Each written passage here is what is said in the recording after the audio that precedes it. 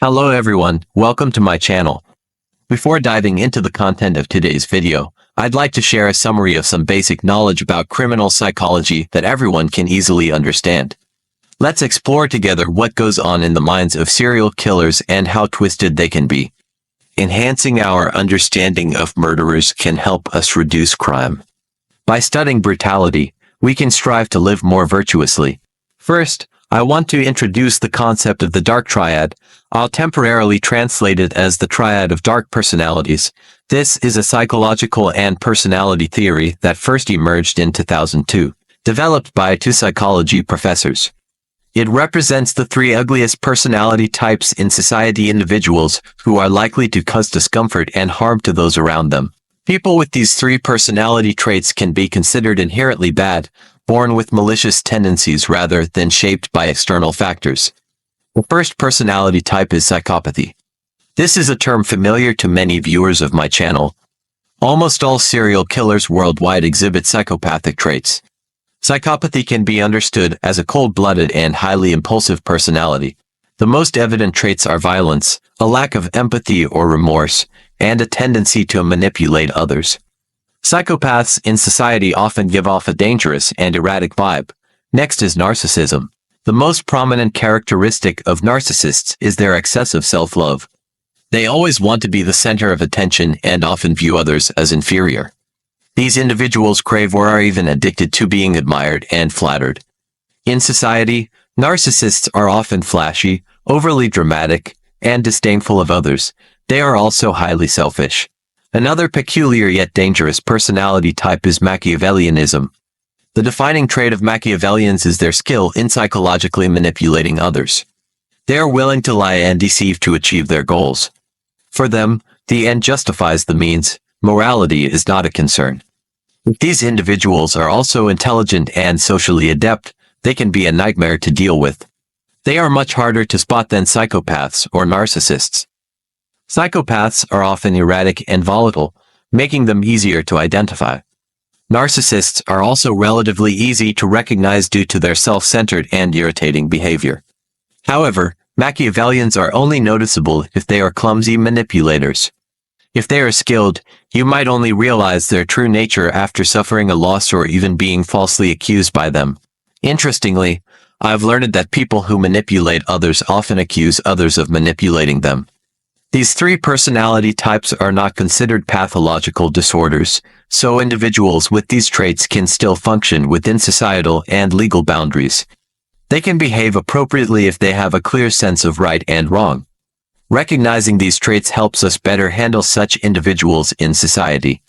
Next, let's discuss antisocial personality disorder, SPD.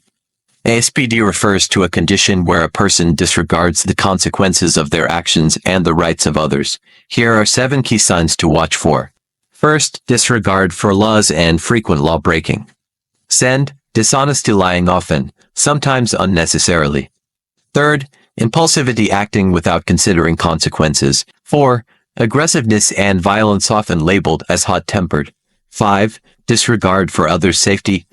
6, irresponsibility, evident in behaviors like accumulating debt or abandoning plans. 7, lack of remorse, indifference after harming others, or a tendency to blame victims, claiming they provoked the harm. Most serial killers also suffer from ASPD. Finally, I want to talk about schizophrenia. This mental illness often appears in criminal cases, as many perpetrators have escaped punishment by being diagnosed with schizophrenia. This has caused public outrage in many instances. People with schizophrenia often lose touch with reality. They have poor awareness of the world around them and exhibit symptoms like delusions. There are 3 common types of delusions. First, grandiose delusions. The patient believes they are something extraordinary, like a supreme being. Second, persecutory delusions. The patient believes someone is out to harm them. Third, control delusions. The patient believes they are being controlled by an invisible force, such as demons or gods. In addition to delusions, patients may experience hallucinations, such as hearing voices that aren't there. Their thinking and speech may be disorganized, and their behavior may seem bizarre. When someone with schizophrenia commits a crime, they are not in control of their actions. Therefore, their actions are considered unintentional. Serial killers with schizophrenia are often charged with manslaughter rather than murder. They are typically confined to specialized prisons and receive treatment in mental hospitals. Now, let's move on to the main content of today's video. On the night of September 7, 1996, Las Vegas was alive with the energy of fight night. Thousands had gathered to watch the highly anticipated boxing match between Mike Tyson and Bruce Seldon at the MGM Grand. Among the spectators was Tupac Shakur, the 25-year-old rap icon who had risen from the streets to become a global superstar. But within hours, the night would take a deadly turn. Tupac was ambushed in a drive-by shooting, gunned down in the heart of Las Vegas. He would die 6 days later, and his murder remains one of the most infamous unsolved cases in American history. This is the story of that fateful night, the tangled web of gang rivalries, conspiracies, and the decades-long struggle for justice. At around 9 p.m. on September 7, 1996, Tupac, his fiancée Kidada Jones, and members of his entourage, including Suge Knight, the CEO of Death Row Records, attended the boxing match at the MGM Grand, but the night took a violent turn when Tupac and his crew crossed paths with Orlando Anderson, a member of the Southside Compton Crips. A scuffle broke out, captured by hotel security cameras. Tupac and his entourage beat Anderson before leaving the casino. After the fight, Tupac and Suge Knight left the MGM Grand in a black BMW. Around 11:15 p.m., they stopped at a red light on Flamingo Road. A white Cadillac pulled up beside them. Within seconds, gunfire erupted. At least 13 shots were fired. Tupac was hit 4 times, twice in the chest, once in the arm, and once in the thigh. Suge Knight sustained minor injuries from shrapnel. Despite being gravely wounded, Tupac fought to stay alive. At 11:20 p.m., paramedics arrived. An officer later recalled asking Tupac if he knew who had shot him. Instead of identifying his attacker, Tupac, struggling to breathe, reportedly muttered a curse before losing consciousness. Tupac was rushed to University Medical Center, where doctors performed emergency surgery. His condition was critical. His right lung was removed in an attempt to stop internal bleeding. He was placed in a medically induced coma, with his mother, Afeni Shakur, by his side. For 6 days, fans and friends prayed for a miracle. But on September 13, 1996, Tupac succumbed to his injuries. The official cause of death was respiratory failure and cardiac arrest due to gunshot wounds. He was only 25. His death sent shockwaves through the music industry. Vigils were held worldwide. The rap community, already divided by the East Coast-West Coast rivalry, was further fractured. But one question loomed: who killed Tupac? One of the most widely accepted theories is that Orlando Anderson, the man Tupac had fought earlier that night, orchestrated the shooting. Anderson, a known Crip, had allegedly been attacked by Tupac and his Death Row associates in retaliation for a robbery involving a Death Row affiliate. Some believe the drive-by shooting was payback. Anderson denied involvement, and police never charged him. He was killed in an unrelated shooting in 1998. The East Coast-West Coast rap war was at its peak in the mid-90s South. Tupac had a well-documented feud with Christopher Wallace, better known as the Notorious B.I.G. and a prominent figure in Bad Boy Records. Tupac had previously accused Wallace and Sean Diddy Combs of orchestrating a 1994 shooting in New York. Speculation arose that Biggie had paid gang members to kill Tupac. However, there was no concrete evidence. Biggie was murdered in a similar drive-by shooting in Los Angeles just 6 months later. Suge Knight was driving the car when Tupac was shot, yet he emerged with only minor injuries. Some theories suggest he set up the hit, fearing Tupac was planning to leave Death Row Records. Others speculate that he was the intended target and Tupac was collateral damage. Knight has repeatedly denied involvement. In 2018, he was sentenced to 28 years in prison for an unrelated hit-and-run incident. Some conspiracy theorists claim Tupac's murder was orchestrated by the FBI as part of a larger effort to suppress influential black figures. The idea stems from Tupac's family ties. His mother, Afeni Shakur, was a Black Panther. However, there is no credible evidence to support this theory.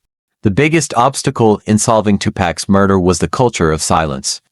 Many witnesses refused to cooperate with the police, fearing retaliation or adhering to the no-snitching code of the streets. For years, there was no progress until 2023. Dwayne Keefe D. Davis, a former Crips member, was arrested and charged with Tupac's murder. Davis had long claimed he was in the Cadillac that night and had knowledge of the crime. His confession in various interviews played a key role in his indictment. Authorities believe he helped orchestrate the shooting, but whether justice will finally be served remains uncertain. Despite his violent end, Tupac's influence endures. His music, poetry, and activism have cemented him as one of the most important cultural figures of all time. Songs like Changes and Dear Mama continue to resonate. His words, once seen as rebellious, are now studied in universities. His murder left an indelible mark on hip-hop. It ignited debates on race, violence, and the responsibility of artists. The unresolved nature of the case only adds to the mystique of Tupac Shakur. For 27 years, Tupac's murder has remained a mystery. The case has seen numerous suspects, endless theories, and a trail of bloodshed. With Keefe D's arrest, there may finally be answers, but will it bring justice? Or will the truth remain buried beneath layers of secrets, betrayals, and fear? One thing is certain: Tupac's story is far from over. His legacy continues, his voice still echoes, and the quest for justice remains as relentless as ever. The murder of Tupac Shakur is not just a crime. It is a cultural wound that has festered for nearly 3 decades. The night of September 7, 1996, marked the end of a life that had become a symbol of resilience, artistry, and rebellion. But it also marked the beginning of a mystery that has haunted the world ever since. As a criminal psychologist, I aim to delve into the mind of the killer or killers behind this heinous act, exploring the motives, the psychology, and the chilling implications of this crime. Through this analysis, I hope to shed light on the darkness that took Tupac's life and offer lessons that resonate deeply with our humanity. To understand the motives behind Tupac's murder, we must first reconstruct the events of that fateful night. Tupac was not just a rapper, he was a larger-than-life figure who embodied the struggles and aspirations of an entire generation. His music was a mirror to the streets, reflecting the pain, anger, and hope of those who felt voiceless, but his fame also made him a target. The altercation at the MGM Grand between Tupac's entourage and Orlando Anderson, a member of the Southside Compton Crips, was the spark that ignited the fire. This was not a random fight, it was a clash rooted in gang rivalries, personal vendettas, and the toxic culture of retribution that permeated the streets. Tupac, despite his global fame, was deeply entrenched in this world. His association with Death Row Records and its CEO, Suge Knight, tied him to a network of violence and power struggles. When the white Cadillac pulled up beside Tupac's BMW on Flamingo Road, it was not an act of random violence. It was a calculated move, a message sent through bullets. The shooter or shooters knew exactly who they were targeting. This was not just about Tupac, it was about sending a message to an entire community. To understand the motives behind Tupac's murder, we must delve into the psychology of the killer. What drives a person to commit such a brazen act of violence?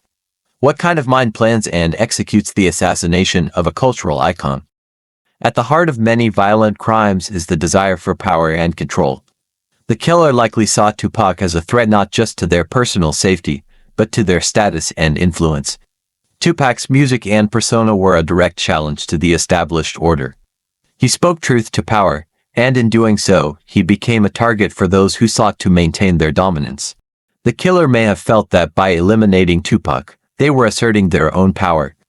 In the world of gangs and organized crime, violence is often used as a tool to establish dominance and instill fear. By taking out someone as influential as Tupac, the killer was sending a message: this is what happens to those who cross us. Fear is another powerful motivator. The killer may have been driven by a fear of retribution. The altercation at the MGM Grand was not just a fight, it was a public humiliation. Orlando Anderson, the man Tupac and his entourage attacked, was a member of the Southside Compton Crips. In the world of gang warfare, such an act could not go unanswered. The killer may have felt that by striking first, they were protecting themselves and their gang from further attacks. This is a common mindset in gang culture. the belief that violence is not just a means of retribution, but a form of self-defense. To commit such a brutal act, the killer had to dehumanize Tupac. They had to see him not as a person, but as a symbol or representation of everything they feared or despised. This process of dehumanization is a common psychological mechanism in violent crimes. It allows the perpetrator to distance themselves from the moral implications of their actions. For the killer, Tupac was not a 25-year-old man with dreams, fears, and loved ones. He was a target, an obstacle to be removed. This dehumanization is what makes such crimes so chilling. It is a reminder of how easily we can lose sight of our shared humanity. One of the most disturbing aspects of Tupac's murder is the culture of silence that has surrounded it. For years, witnesses refused to come forward, fearing retaliation or adhering to the no-snitching code of the streets. This culture of silence is not just a barrier to justice. It is a reflection of the deep-seated fear and mistrust that exists in many communities. The killer or killers knew that this culture would protect them. They knew that even if witnesses saw what happened, they would be unlikely to speak out. This is a powerful psychological tool. It creates an environment where violence can thrive, where killers can operate with impunity. In 2023, Dwayne Keefe D. Davis, a former Crips member, was arrested and charged with Tupac's murder. Davis had long claimed to have knowledge of the crime, even admitting in interviews that he was in the Cadillac that night. His arrest has reignited hope that justice may finally be served. But what does this arrest tell us about the psychology of the killer? Davis's willingness to speak openly about the crime suggests a level of bravado, a belief that he was untouchable. This is not uncommon among those who have spent their lives in a world of violence and crime. They become desensitized to the consequences of their actions, believing that they are above the law. Tupac's murder is not just a crime. It is a tragedy that has left a lasting impact on the world, but it is also a call to action. It is a reminder of the dangers of violence, the importance of justice, and the need to address the root causes of crime. Tupac's death is a stark reminder of the cost of violence. It is not just the loss of a life. It is the loss of potential, of dreams, of a voice that could have continued to inspire and challenge us. Violence is a cycle that destroys not just individuals, but entire communities. The fact that Tupac's murder remains unsolved is a failure of the justice system. It is a reminder that without accountability, violence will continue to thrive. Justice is not just about punishing the guilty. It is about sending a message that violence will not be tolerated. The culture of silence that has surrounded Tupac's murder is a barrier to justice, but it is also a reflection of deeper societal issues. To break this culture, we must address the root causes of fear and mistrust. We must create communities where people feel safe to speak out, where they believe that their voices will be heard. Tupac's legacy is a testament to the power of art and activism. His music continues to inspire, his words continue to challenge us. His murder is a reminder that even in the face of violence, the human spirit endures. We must honor his legacy by continuing to fight for justice, for equality, for a world where violence is not the answer. The murder of Tupac Shakur is a crime that has left an indelible mark on the world. It is a reminder of the darkness that exists within us, but also of the light that can emerge from tragedy. As we continue to seek justice for Tupac, we must also seek to understand the motives behind his murder, to confront the psychology of violence, and to learn from the lessons of his life and death. Tupac once said, "I'm not saying I'm gonna change the world, but I guarantee that I will spark the brain that will change the world." His murder may have silenced his voice, but it has not silenced his message. The quest for justice continues, and with it, the hope that one day, the truth will be revealed, and the cycle of violence will be broken. What are your thoughts on this case? Please leave your comments below to join the discussion. And don't forget to hit like, subscribe to my channel to continue following me in the upcoming cases. Goodbye, and see you in the next videos. Disclaimer: great effort is made to ensure all materials in true crimes videos fall within the guidelines of fair use. No copyright infringement is intended. The content presented in this video is for informational and entertainment purposes only. The content may discuss sensitive topics, and viewer discretion is advised. The opinions expressed in this video are those of the content creator and do not necessarily reflect the views of any affiliated individuals or organizations. Please contact me by email crimestory060@gmail.com. Subscribe now and join us on this eye-opening journey.